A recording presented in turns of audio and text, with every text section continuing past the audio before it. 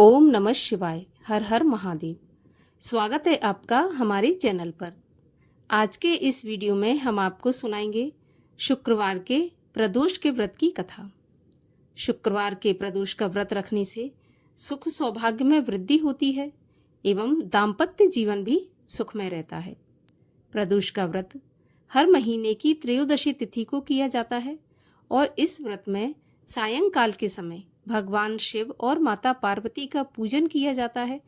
प्रदोष के व्रत की कथा सुनी जाती है एवं आरती की जाती है।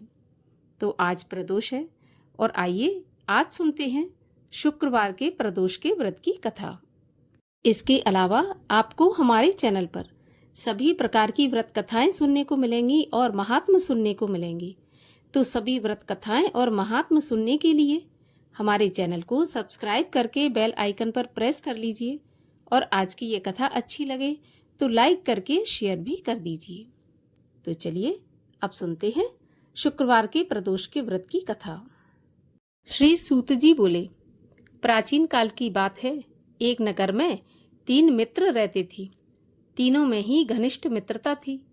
उनमें से एक राजकुमार, दूसरा ब्राह्मण पुत्र, तीसरा सेठ का पुत्र था।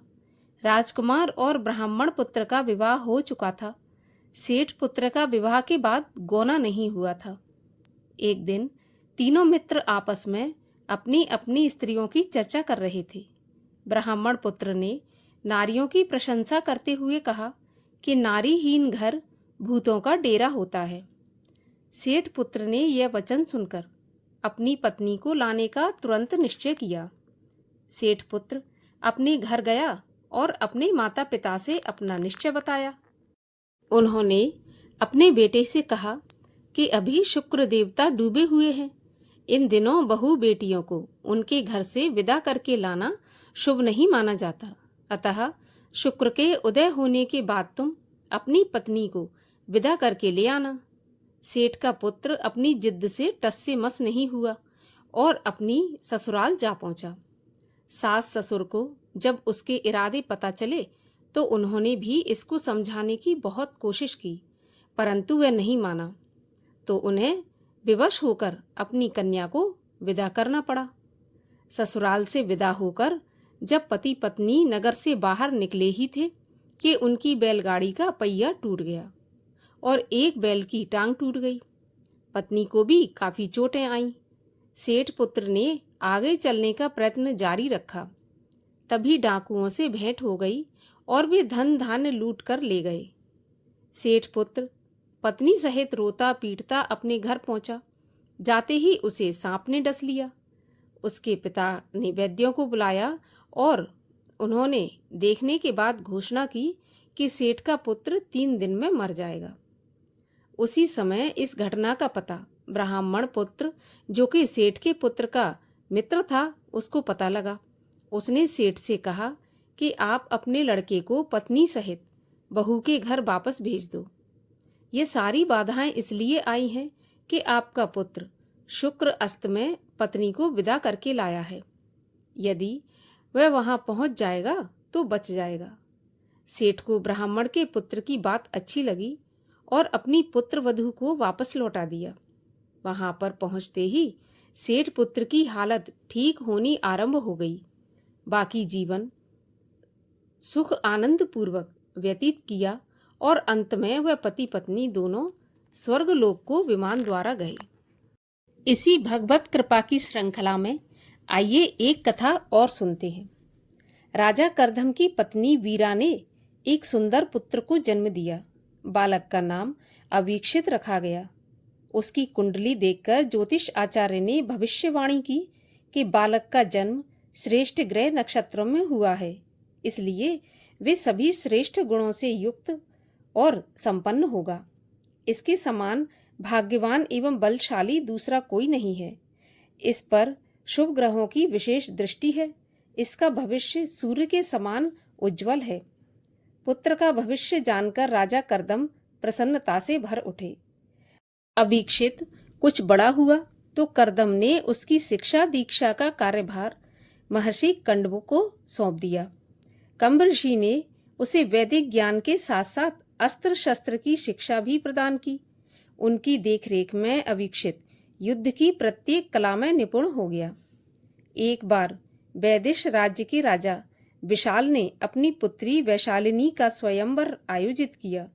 इस अवसर पर देश विदेश से अनेक राजाओं को आमंत्रित भी किया गया। पिता की आज्ञा से अवीक्षित भी उसमें सम्मिलित हुआ। स्वयंवर में वैशालिनी ने अवीक्षित का वरण कर लिया। इससे वहां उपस्थित राजा क्रोधित हो गए। उन्होंने अवीक्षित को बंदी बना लिया। करदम को जब इस बात का पता चला तो उन्होंने सेना लेकर वैदिश राज्य पर आक्रमण कर दिया और सभी राजाओं को परास्त करके अवीक्षित को छुड़वा लाए। उसके बाद राजा विशाल अपनी पुत्री को लेकर राजा करदम की शरण में पहुंचा, लेकिन अवीक्षित ने यह कहकर विवाह करने से मना कर दिया कि वह युद्ध में पराजित हो चुका है, इसलिए वैशालिनी को किसी वीर राजकुमार के साथ विवाह करना चाहिए। लेकिन वैशालिनी स्वयंवर में अवीक्षित का वरण कर चुकी थी। किसी दूसरे राजकुमार की कल्पना भी उसके लिए असहनीय थी। राजकुमार अवीक्षित ही मेरे पति बनेंगे, ऐसा निश्चय कर वह जंगल में जाकर घोर तपस्या करने लगी। उसने अन्न जल त्याग दिया और निरंतर माता पार्वती की उपासना करने लगी। उसकी कठोर तपस्या से द्रवित होकर माता पार्वती प्रकट हुई और वैशालिनी को वरदान देते हुए बोली, पुत्री, तुम्हारी मनोकामना अवश्य पूर्ण होगी। शीघ्र ही राजकुमार अवीक्षित यहाँ आकर तुम्हारा वरण करेंगे। वैशालिनी बड़ी उत्सुकता से उस दिन की प्रतीक्षा करने लगी। एक बार रानी वीरा ने किमिक्षक नामक व्रत रखा। इस व्रत में याचकों को मनोवांछित दान देने का विधान था। राजकुमार अवीक्षित ने माता को वचन दिया कि व्रत के दौरान वे स्वयं याचकों को मनोकामना पूर्ण करेंगे। जब राजा करदम को इस बात का पता चला तो वे याचक बनकर अवीक्षित के पास गए और उससे पौत्र देने की याचना करने लगे। अवीक्षित अपने वचन में बंधे हुए थे, अतः उन्होंने सहमति दे दी। एक दिन अवीक्षित शिकार खेलने जंगल में गए तो वहां उनकी भेंट वैशालिनी से हुई। उसके तप और त्याग के बारे में सुनकर उनके हृदय में प्रेम उमड़ आया। उन्होंने उसी समय वैशालिनी से विवाह कर लिया और उसे लेकर महल में लौट आए। कुछ समय के बाद वैशालिनी ने मरुत नामक एक पुत्र को जन्म दिया। इस प्रकार वैशालिनी ने अपने तपोबल से अवीक्षित को प्राप्त कर लिया। इस प्रकार जो भी भक्त पूरी श्रद्धा के साथ माता पार्वती और भगवान शिव का व्रत और पूजन करते हैं तो उन्हें भी उनके मनोवांछित फलों की प्राप्ति होती है। भगवान भोलेनाथ की आरती। ओम जय शिव ओमकारा, स्वामी हर शिव ओमकारा, ब्रह्मा विष्णु सदा शिव अर्धांगी धारा। ओम जय शिव ओमकारा, एकानन चतुरानन, पंचानन राजे, हंसानन गरुणासन, वृषवाहन साजे।